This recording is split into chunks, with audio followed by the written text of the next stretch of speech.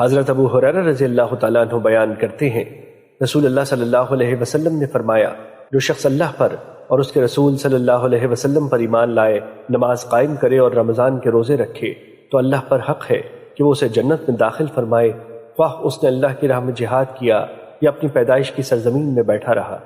صحابہ رضی اللہ تعالیٰ عنہ نے عرض کیا، کیا ہم اس کے متعلق لوگوں کو خوشخبری نہ دے دیں؟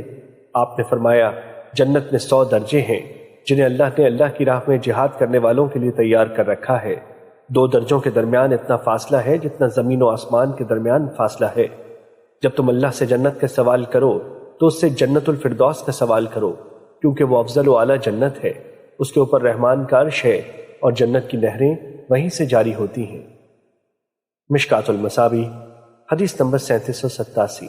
حضرت ابو ہریرہ رضی اللہ تعالیٰ عنہ بیان کرتے ہیں، رسول اللہ صلی اللہ علیہ وسلم نے فرمایا، اللہ کی راہ میں جہاد کرنے والے کی مثال اس شخص کی سی ہے جو روزے دار ہے، قیام کرتا ہے، قرآن حکیم کی تلاوت کرتا ہے، روزے اور نمازوں میں کوتاہی نہیں کرتا، حتیٰ کہ اللہ کی راہ میں جہاد کرنے والا واپس آ جائے۔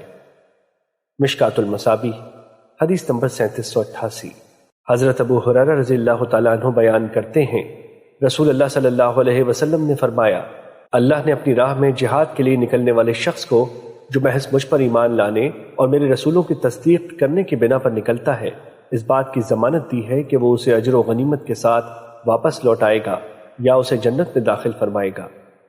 مشکات المصابیح حدیث نمبر 3789۔